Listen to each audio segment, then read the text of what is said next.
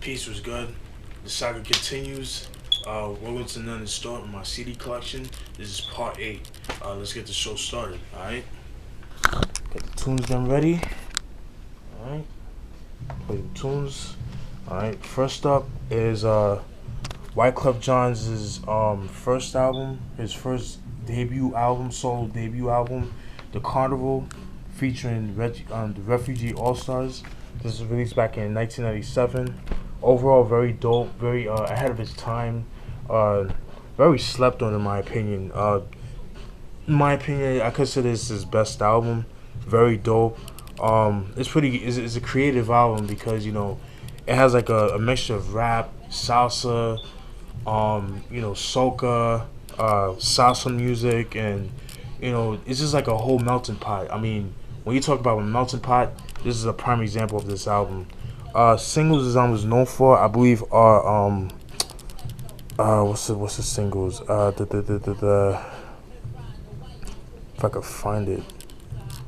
Gone Till November, Stay Alive, we trying to stay alive. His adaptation to the Bee Gees' Staying Alive song. I believe that's it, if I'm not mistaken. I think there's more singles, but I can't remember all of them on the top of my head. But those two is the ones that stuck in my head. Highly recommended. For fans of the Fugees and Wyclef Jean, just dope music in general. Pick it up. So, then we got a lot of Darkman, Heist of the Century, released in 1998. I was so lucky to find this shit because for years this album was, it's still out of print, but I found it at FYE couple like last year. I believe it was last year I found it. I got it for $14.99, and this album is worth a lot more than that. So it was definitely a steal. It was either this or Rascast's Rassassination album that I saw for $14.99. But me being a Wu head, this was a no-brainer because this is a lot more rare than Rassassination. Even though Rascast's second album was hard to come by too. Even his first album, I'm trying to get Soul on Ice. But anyways, getting back to this album, very dope. I did a review on this a while back. Songs this album was known for, songs I Want It All, which was like his first single. What's the other song? I think I believe that was the only single off this album, if I'm not mistaken.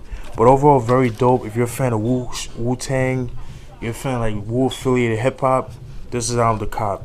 Definitely must have in your collection. If you're highly recommended, if you're Wu-Tang Man fan and stuff like that. Highly recommend. Very dope, underrated. Then we got Holocaust. Blue Black Sky Death presents the Holocaust. This is released in 2006. I want to say, 2006. All right. For those who don't know who Holocaust is, he's an MC. He's known as War Cloud. He's known for his. He used to be part of the group. Black Knights, a West Coast Wu affiliated group from LA. He got out of that. Started putting out solo albums. There was one called what was that shit called? I believe it was called The Night of Smuggle Booze in the Graveyard. I forgot the name of that title, but it's something like that. He put out 2 other albums under War Cloud, which are hard to come by. And then in 2006, he collabed with Blue Sky Black Death and them, and called himself the Holocaust. Very dope album, very cinematic. He's known for his voice. He kind of has like a like a British accent in a way, but he's from the West Coast. So when you hear him rap, you would think he's from London or from England or some shit, but he's actually from LA. So that's what made him like stand out. Like I said, very cinematic, very dark. When you pop this in, you feel like you're watching a movie or some shit like that. Just how ill this movie is. Very creative, very violent. It's like if you're a fan of Gravediggers, like that real graphic, violent shit, this is definitely the album to pick up. Holocaust, Blue Sky Black Death presents the Holocaust, released in 2006. Pick it up if you can find it. Then we got Nas' Life is Good, released in 2012. I did a review on this album. I don't care what nobody says. This is actually a good album. This is Nas's comeback album, in my opinion. You know, a lot of people hate on it because, you know, oh, you know, it's not reminiscent of Illmatic, da da da. But what you guys gotta understand, Nas is not 20 years old anymore. He can't rap about the shit that he did back in the early 90s. He don't live that life no more. He doesn't live in the projects, so you know what I mean. But I feel like Nas, he's a dope, versatile rapper. Um, he never disappoints in the lyrics, but as far as the production on recent albums, is a whole different story. And I mentioned that in a couple of reviews. But this album, he definitely improved as far as the production on his album. This album is pretty dope. Came out with 4 singles. Excuse me, sorry about that. One of the singles are "Daughters," which was a dope song. I think "Someone Smash" was a single, if I'm not mistaken. What else? "Nasty" was a single. What's the other song? It was big. "The Don" was a single as well. And I forgot the other one, but pretty solid album, man. I highly recommend this album. If you're a fan of Nas, highly recommend picking this album up. You know what I mean? Then we got Nas Street Disciple, released in 2004. Overall, this album could have been a little bit better. You know, I don't know. The production wasn't all that to me. Singles this album was known for are Thief's Theme. What else? Bridging the Gap with his father Oludara, and I believe that's it, if I'm not mistaken. But overall, could have been a little bit better. You know, I'm a Nas fan, but I'm an honest fan too. Could have been a little bit better. I was a little disappointed with this album. Then we got Floetry Floatic, released in 2002. This is their first album. Very dope album. I really love this style of music. You know, neo soul, which is I love that genre, but you know that genre kind of died down. I mean, it was really big back in the mid '90s. Noticeably, D'Angelo's Brown Sugar. A lot of people say that album is kind of like the introduction to neo soul, and I kind of agree with that because just the whole vibe. It's not like regular R&B. It's kind of like a soul, but it's like, you know, new soul. Like hence the name neo soul. Neo meaning new, which I believe is the Greek appendix or a prefix for new. Excuse me. But very good. Known for songs. What's the song? I believe "Fun" was a single, and "Floetic." I believe it was the singles as well. Very dope album. Very soulful. I highly recommend for fans of neo soul. Go pick this shit up. Dope album. Then we got Dru Hill, Dru World Order. This was released back in 2002. Very dope. You know, a lot of people talk shit about Cisco, but I mean, I can understand his solo stuff is kind of whack, but you know, the stuff that he did for Dru Hill is pretty dope. I actually like it a lot. Dope R&B, man. R&B before R&B right now. You know, none of this techno bullshit like, you know, Beyonce and you know, Trey Songz and Usher, the shit that Usher's doing right now. I'm not really feeling that kind of shit, but or Kerry Hilson, or you know, all that bullshit. But this is very good, good stuff. I highly recommend this album. If you like, you know, Cisco, if you like, you know, like late to early 2000s R&B before R&B just got whack, in my opinion. Overall, dope album. Highly recommended. Then we got Hill Enter The Dru. This is released in 1998. Very dope album. A lot of people consider this their best album. Very dope. I like this album a lot. It's been a while since I heard it, but I remember it being really dope.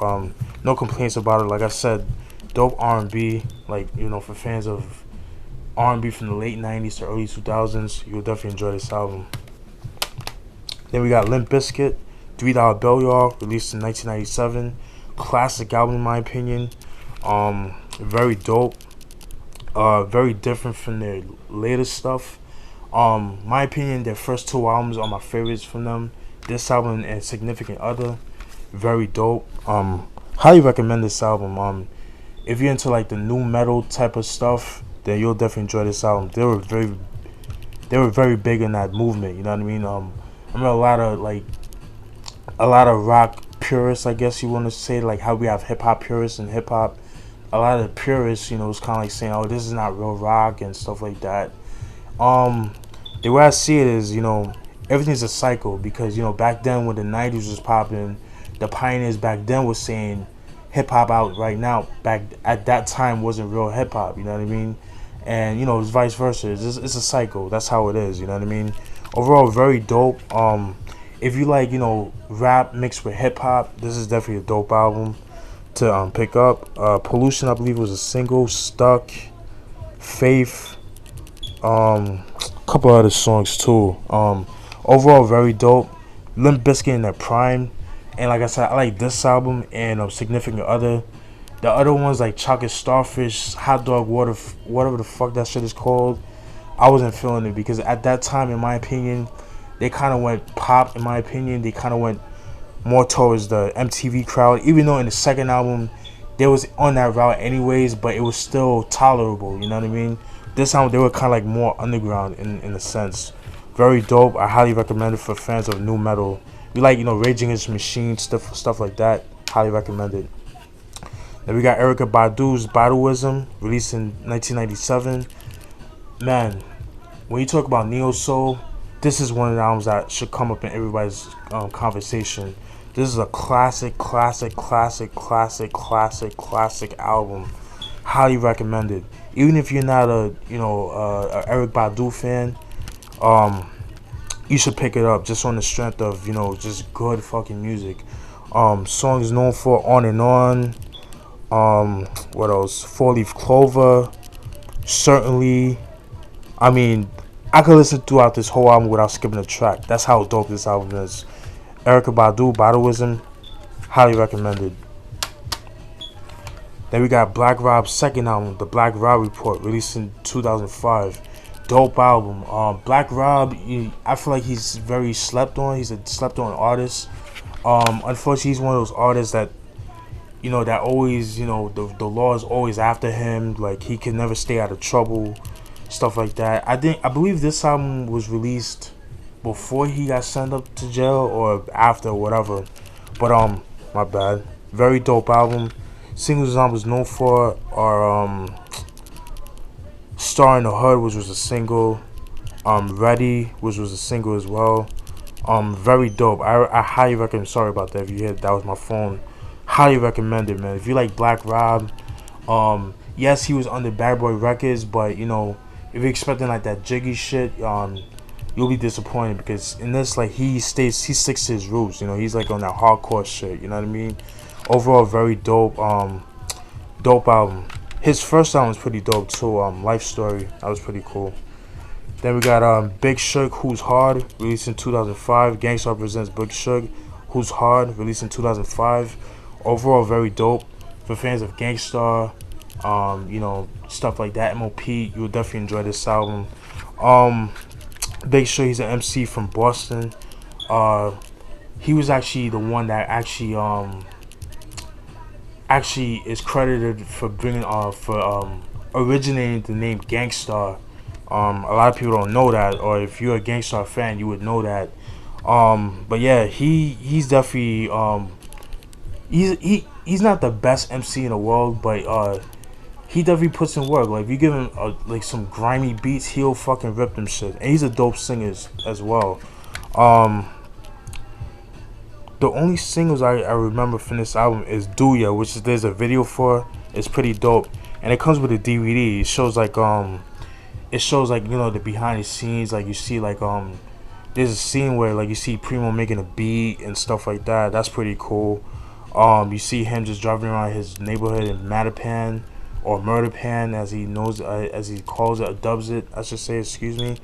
Talks about how he grew up and stuff like that. Very dope. A dope song you guys should check out is called No Mother No Father. It's pretty much how he grew up. You know, pretty much talked about how you know, he bounced from state to state. You know what I mean? Like, you know, a couple years he would live with his mom, a couple years he would live with his father, and pretty much he had to grow up he had to raise himself. You know what I mean? Very very dope song. Very relatable. You know what I mean? Very dope. Highly recommended. If you're a fan of Gangstar. Then we got Showbiz. D.I.T.C presents Street Talk. This is just a compilation album. It's more like his first album, I should say. It's just like a compilation album of people rapping over his beats and stuff like that. This album was okay. I thought it could have been a little bit better. The production wasn't as strong. You know, I don't know, man. I'm just used to the old Showbiz, like from the 90s. You know what I mean? But like I said, if you're a fan of Showbiz, like D.I.T.C type of stuff, this is album to cop if you can find it. Then we got Cocoa Brothers, The Rude Awakening, or Smif-N-Wessun, The Rude Awakening. This is actually their the second album on the Cocoa Brothers. This was released in 1998. This is a decent album. It's actually pretty good. It's not as good as The Shining, but it's not a bad album either. The reason why they had to call the name Cocoa Brothers is because the actual company, the gun company Smif-N-Wessun, actually sued them for using their name, copyright and shit like that. And they had to change their name temporarily until they changed it a couple years later back to their original name. And rightfully so, because, you know, Smif-N-Wessun, I mean, hip hop is hip hop, you know what I mean? But known for songs like One on One, which was a single, Spanish Harlem, that's a dope song, with Hurricane G and Tony Touch, this dope video too. Black Trump featuring Raekwon, that's a dope song. And one of my favorite songs off the album is The Cash, which is like I guess like a sequel to the song Nothing Moved But the Money. And I forgot to mention that during the Shining overview. There was a song called Nothing Moved But the Cash that was supposed to be on the Shining album, but what ended up happening was that song was actually I guess it fell victim to sample clearances, because I guess the Heatwave sample that they sampled, I forgot the name of the song, Star of a Story, they couldn't clear that sample, so they couldn't put it on the album. So it was kind of pissing me off, because it definitely fits The Shining. So definitely would have fit it on the album. So The Cash is actually the sequel to that song. You know what I mean? It's a nice beat, very mellow and stuff like that. There was one song that they put out like around 97, 98. It was called Drama. They should have put that song on this album. It definitely fits this album. But overall, excuse me, my bad. Overall, very dope. Highly recommended for fans of Smif-N-Wessun, Helter Skelter. Very dope. Like I said, it's not as good as The Shining, but it's not bad either. Give it a chance, pick it up. Alright. Then we got Lewis Parker, Masquerades and Silhouettes. A very dope album. Lewis Parker, he's an MC from MC/producer from London, England. Got his start back in the mid-90s. I want to say like around 95, 96. Put out a couple of singles and stuff like that. And then fast forward to 1998, he put out this album. Overall, very dope. I got this at FYE a couple years ago. I was surprised to find this shit, because I thought this would be like an imported album only, you know what I mean? But I picked it up used for like $3. Highly recommended, man. Really love this album. You know, I'm friends with him on Facebook. Very humble. His production's on a whole different level, man. Like, it definitely has like a cinematic vibe to it. I told him he's kind of like the Jerry Goldsmith of hip hop. And if all my movie buffs, if you guys know about Jerry Goldsmith, you already know what time it is with him. Very dope. Dope lyrics too as well. I'm trying to get his second album. It's all happening now. I need to get my hands on that if I can find it. I definitely will be picking that shit up. Lewis Parker, Masquerades and Silhouettes, released in 1998. Go pick it up. You can find it. Then we got Tech's debut solo album, 24 Karat Smoke, released in 2010. Tech from Smif-N-Wessun. Funny story how I got this album. I went to the Duck Down 15-year anniversary concert back in 2010 down in Fort Lauderdale, downtown Broward. And I actually met Tech there, and he was cool. He's pretty cool. I spoke with him for a couple of minutes and stuff like that. Very humble, very down to earth. We just kicked it off. Like the chemistry that we had, was pretty cool. He was like pretty much somebody like I knew from back in the day. That's the vibe I got from him. How I got this album is pretty much, we was talking and stuff like that. And he asked me if I got this album, the new album, which was this album. I was like, nah. And he went in the trunk of the van, and he just gave it to me free of charge, man. I was like, yo, how much do you want it? He's like, nah, free of charge. I'm like, word?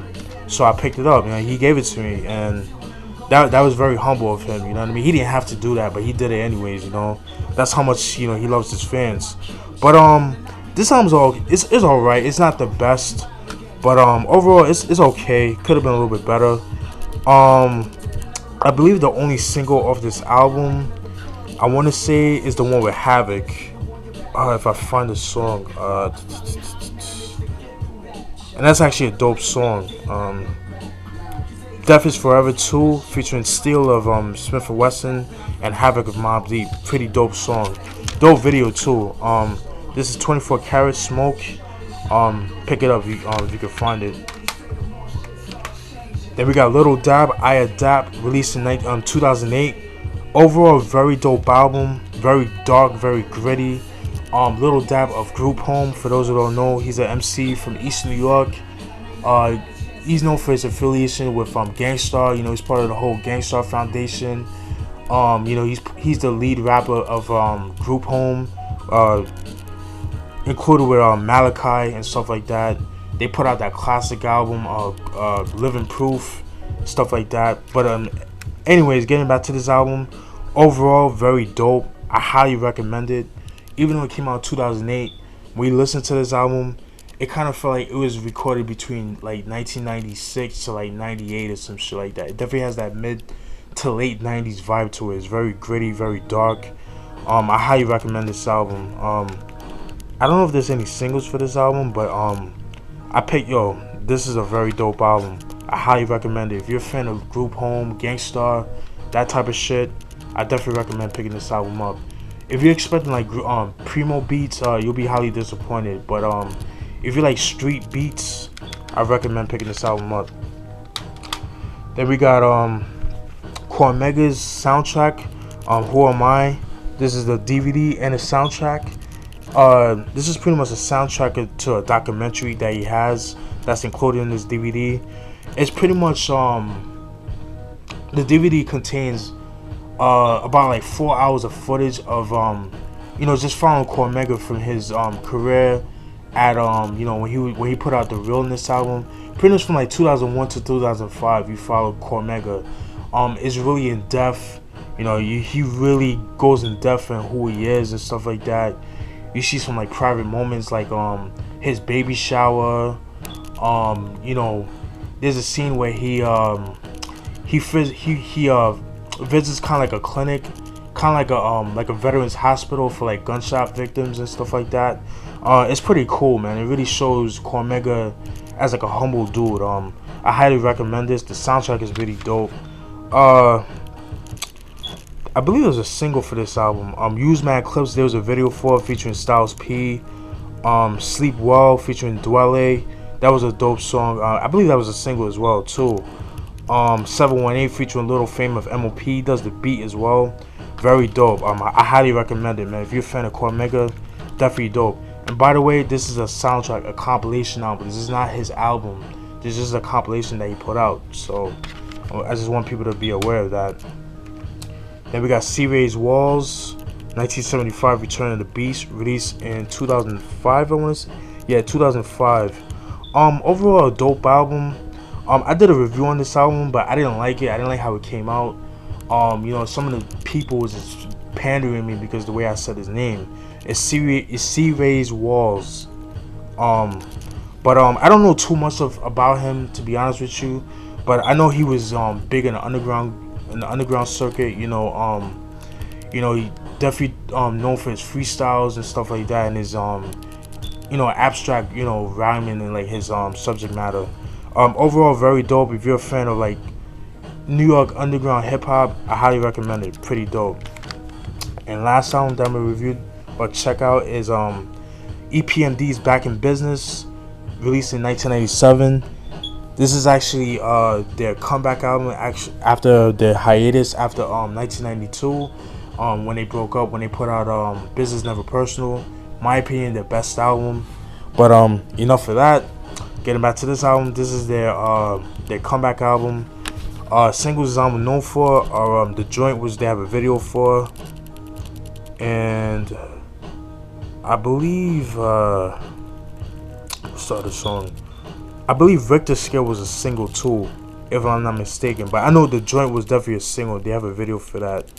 Overall, a good album. It's not their best album, but it's not their worst either.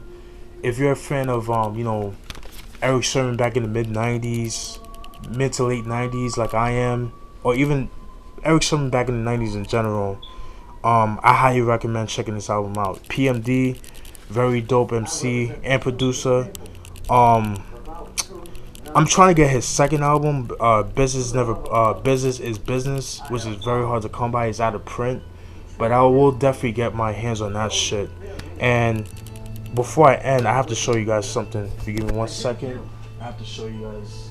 Your fears death. Your fears in prison. Yeah. Show you guys this. PMD, The Awakening. This is a promo shirt, promoting his I believe his third album, The Awakening, that was released in 2002. I got this at a thrift shop, you know what I mean? So I had to pick that shit up. Very dope. Put it in the back. You see the Hit Squad logo, very dope. And yeah, definitely had to pick that up, man. Just me being a fan of that whole EPMD, Def Squad, Hit Squad movement, you know what I mean? And that's it. Stay tuned for part 9, alright? Hope you enjoyed the review. Peace.